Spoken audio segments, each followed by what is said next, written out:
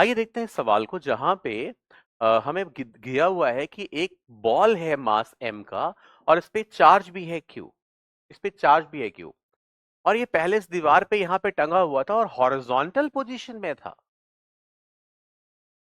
एक large thin sheet से जिसका सरफेस चार्ज डेंसिटी सिग्मा है। अच्छा, ये दीवार पे भी चार्ज है। ये दीवार एक शीट है जिसका चार्ज डेंसिटी सिग्मा है और बॉब को रेस्ट से रिलीज कर देते हैं फ्रॉम हॉरिजॉन्टल पोजीशन। अब आपको बताना है कि किस एंगल पर स्पीड ऑफ बॉब मैक्सिमम होगी और कहां पे जीरो होगी। तो चलिए एक काम करते हैं, मान लेता हूं मैं यहां से बॉब को रिलीज कर दिया गया और जब वो थीटा एंगल पे आया तो यहां पे वेलोसिटी जीरो थी क्योंकि रिलीज किया है।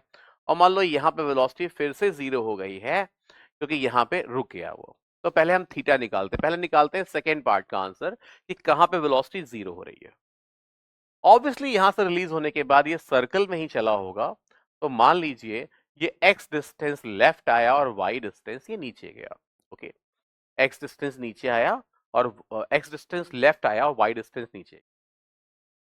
यहां पे जो हम कंसेप्ट यूज करेंगे वो थोड़ा इलेक्ट्रिक फोर्स लगाएंगे, थोड़ा ग्रेविटी लगाएंगे, but the main concept is work and kinetic energy theorem या वर्क एनर्जी थ्योरम, ये यूज करेंगे हम। अच्छा जी, देखिए इसकी इनिशियल स्पीड जीरो है क्योंकि यहां से रिलीज किया गया था और यहां पे आके रुक गया। ये मैक्सिमम एंगल है जहां पे आके रुक गया। तो हम कह सकते हैं भैया ये जो है ना यही डिस्प्लेसमेंट है।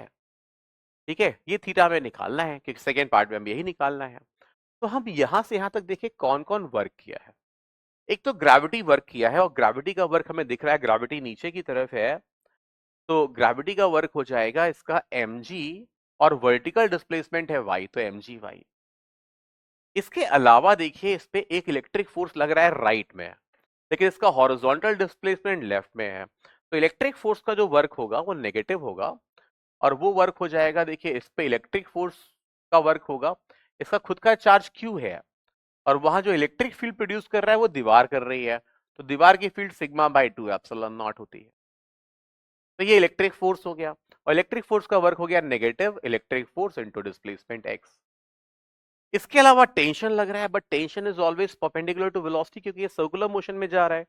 तो टेंशन का वर्क होगा जीरो और ये टोटल वर्क डन हमेशा चेंज इन काइनेटिक एनर्जी होता है। और आप देख पा रहे हैं इनिशियल और फाइनल काइनेटिक एनर्जी दोनों जीरो हैं। So this is zero actually. ठीक है, अब यहाँ पे थोड़ी कैलकुलेशन और कर लेते हैं जी। तो ये आ गया mg y। जरा y को देखिए यहाँ पे आप देख सकते हैं क्लियरली y की वैल्यू l साइन थीटा है। तो y को मैं लिख सकता हूं l sine theta, l sine theta minus q sigma bye 2 epsilon not x। x को यहां पे क्या लिख सकता हूं, देखिए भाई ये वाली डिस्टेंस l है और ये l cos थीटा है, तो x is simply l minus l cos theta. तो ये हो जाएगा l minus l cos theta और पूरी इक्वेशन से मैं l को रिमूव कर सकता हूं और l को गायब कर सकता हूं। और जरा आप इसको आप भी सॉल्व करके देखिए क्या आंसर आ रहा है इसका।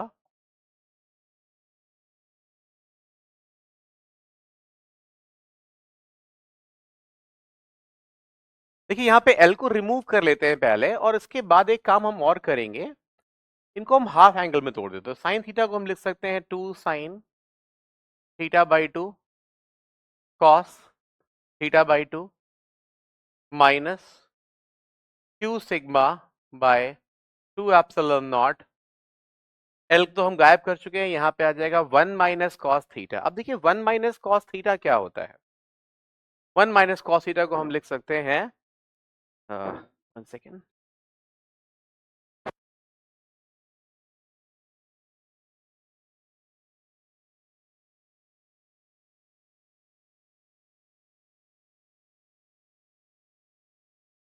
हाँ जी, 1 माइनस कॉस थीटा को हम लिख सकते हैं 2 sine square theta by 2 equals to 0। अब देखिए यहां से 2 और 2 कैंसिल हो जाता है, एक साइन थीटा बाई 2 भी कैंसिल हो जाता है और हमारे पास बचता है 2 एम 2। देखिए हाँ, M G cos theta by 2 को मैं उधर भेज दूंगा और पहले पहले इस टर्म को राइट में ले जाते हैं। ओके, तो हमारे पास बचता है एम जी और 2 एप्सिलॉन नॉट लेफ्ट में आ जाएगा और नीचे आएगा क्यू सिग्मा, क्यू सिग्मा आ जाएगा, ठीक है। और यहां पे हमारे पास आ जाएगा राइट में tan theta by two. Okay, तो हमें tan थीटा बाई टू मिल गया। देखिए, तो हाँ जी, तो यहां से हम थीटा निकाल सकते हैं और थीटा की वैल्यू हो जाएगी सिंपली, देखिए 2 लेफ्ट में आएगा और फिर आएगा tan inverse 2 epsilon not mg divided by sigma Q. तो ये वो एंगल है जिसपे वेलोसिटी जीरो हो रही है और ये देखिए इससे मैच कर रहा है, तो ये सेकंड बिल्कुल सही ऑप्शन है।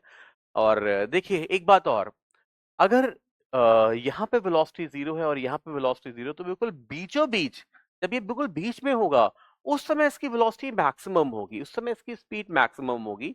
तो जहां पे स्पीड मैक्सिमम है वो एंगल इसका हाफ आना चाहिए, और इसका हाफ एंगल देखिए ये दिया हुआ है, यहाँ पे 2 है और यहाँ पे 2 रिमूव कर दिया गया है। तो बिल्कुल जो परफेक्ट आंसर बन रहा है वो बी बन रहा है जी।